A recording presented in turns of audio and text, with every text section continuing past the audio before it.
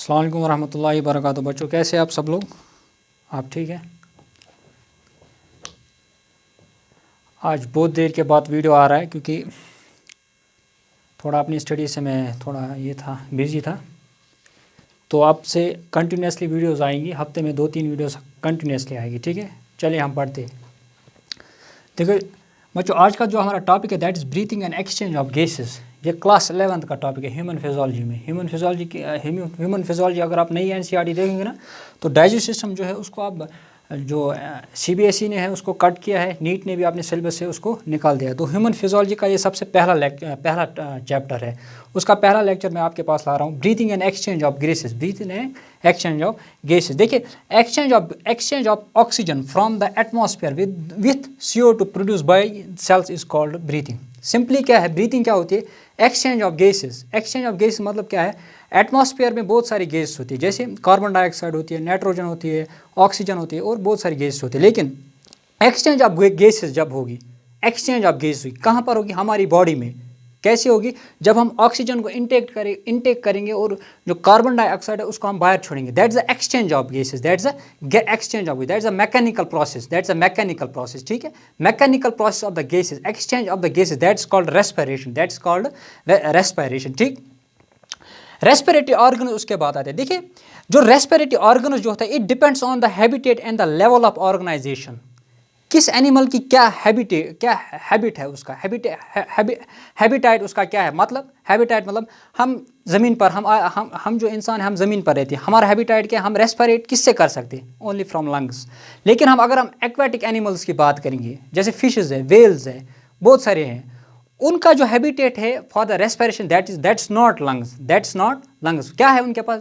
उनके पास गिल्स होते हैं for the exchange of gases. For the exchange of gases it depends upon the habitats and the level of organization. और level of organization पर depend करते हैं उस बंदे की कौन सी लेवल ऑफ ऑर्गेनाइजेशन है, ठीक है। तो इन दो चीज़ों पर डिपेंड करता है। इस पर क्वेश्चन आ सकता है बेटा आपके पास, ठीक है।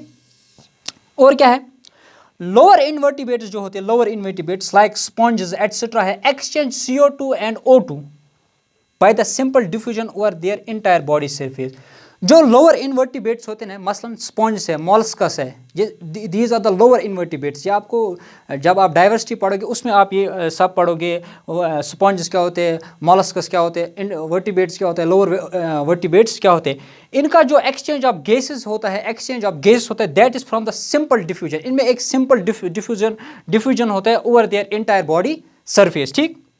Over their entire body surface. इन क्या इंटायर बॉडी सरफेस से क्या करते हैं? ये एक्सचेंज ऑफ गैसेस। किन में होता है ये किन में होता है? लोअर इन्वर्टिब्रेट्स में। लोअर इन्वर्टिब्रेट्स की एग्जांपल क्या है? स्पॉन्जेस है। और एक एग्जांपल है एनसीईआरटी में, दैट इज मोलस्कस। मोलस्कस भी आप इसमें ऐड कर सकते हो, ठीक है।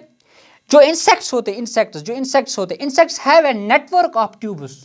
इंसेक्ट्स के पास नेटवर्क ऑफ ट्यूब्स होता है। क्या होता है? इंसेक्ट्स के पास नेटवर्क ऑफ ट्यूब्स होते हैं। That's called tracheal tubes. That's called tracheal tubes. उन ट्यूब्स को हम बोलते हैं ट्राइकियल ट्यूब्स। क्या कहते हैं उनको? ट्राइकियल ट्यूब्स, ठीक। उन ट्राइकियल ट्यूब्स के वजह से जो इंसेक्ट्स होते हैं उनमें गैसेस एक्सचेंज होती है। क्या होती है? उनमें रेस्पिरेशन होती है, ठीक है। Special vascularized structure called gills, bronchial respiration. That's called branchial respiration. Sorry, that's called branchial respiration. जो special vascularized structure जिनके पास होता है, that's called gills. That's called gill. जो भी gill से respiration करते हैं, that's called branchial respiration. That's called branchial respiration. Are used by the aquatic arthropods. Mostly, सारे नहीं, mostly aquatic arthropods जो है वो करते हैं branchial respiration. ब्रैंकियल रेस्पिरेशन उसको कहते हैं, वो वाली रेस्पिरेशन होती है जिससे डिफ्यूजन या एक्सचेंज ऑफ गैसेस होता है। किससे? गिल्स से होता है, ठीक है। उसके बाद जो आता है, हम ह्यूमन बींग्स की बात करें, वेस्कुलाइज्ड बैग। हमारे पास एक वेस्कुलाइज्ड बैग होता है। क्या होता है? वेस्कुलाइज्ड बैग। उस वेस्कुलाइज्ड बैग को हम कहते हैं lungs. That's called lungs. That's called lungs. उसको हम कहते हैं पल्मोनरी रेस्पिरेशन। क्या कहते हैं? Pulmonary respiration. जो मोस्टली जो है ना, मतलब टेरेस्ट्रियल एनिमल्स, जैसे एनिमल्स है, लायन, टाइगर है या ह्यूमन बींग्स है, हम में जो रेस्पिरेशन होती है that's called pulmonary respiration. That's called pulmonary respiration, ठीक है बेटा। फॉर द टेरेस्ट्रियल एनिमल्स, कौन कर सकते हैं ये? Terrestrial animals. टेरेस्ट्रियल एनिमल्स उनको कहते हैं जो ज़मीन पर रहते हैं, जो ज़मीन पर रहते हैं। अगर आप 11th की एनसीईआरटी निकालेंगे, 11th की एनसीईआरटी नई या पुरानी, मैं प्रेफर करूंगा कि आप सब नई एनसीईआरटी लाएं, लेकिन पुरानी भी आपके पास होनी चाहिए, क्योंकि नीट में कुछ टॉपिक्स ऐसे हैं जो नई में नहीं है लेकिन पुरानी में है, लेकिन नीट ने उसको अपने सिलेबस में इंक्लूड किया है। तो इसलिए आप दोनों एनसीईआरटी आपके अपने पास रखेंगे, ठीक है। अगर आप एनसीईआरटी का पहला पेज उठाएंगे ना, उसमें आपको ये पहले पैराग्राफ में पूरा मिलेगा। क्या मिलेगा? ये पहले पैराग्राफ में आपको पूरा मिल जाएगा हैबिटेट और लेवल ऑफ ऑर्गेनाइजेशन और किस किस ऑर्गेनाइजेशन में किस तरह से रेस्पिरेशन होती है, ठीक है। इसको आप नोट कीजिए। हाँ चलिए बेटा, यहाँ पर लाइट थोड़ी चली गई है, लेकिन हम कंटिन्यू करते, ठीक है। देखिए, अब जो हमारा टॉपिक है दैट्स ह्यूमन रेस्पिरेटरी सिस्टम। अब हमें पढ़ना है ह्यूमन रेस्पिरेटरी सिस्टम। क्या पढ़ना है बेटा? Human respiratory system. ये जो डायग्राम मैंने यहाँ पर बनाया ना, ये एक ह्यूमन रेस्पिरेटरी सिस्टम का डायग्राम है। क्या है? ह्यूमन रेस्पिरेटरी सिस्टम का डायग्राम। जो ये आप ऊपर वाला पार्ट देख रहे हैं ना, ये वाला पार्ट, इसको कहते हैं एपिग्लॉटिस। क्या कहते हैं?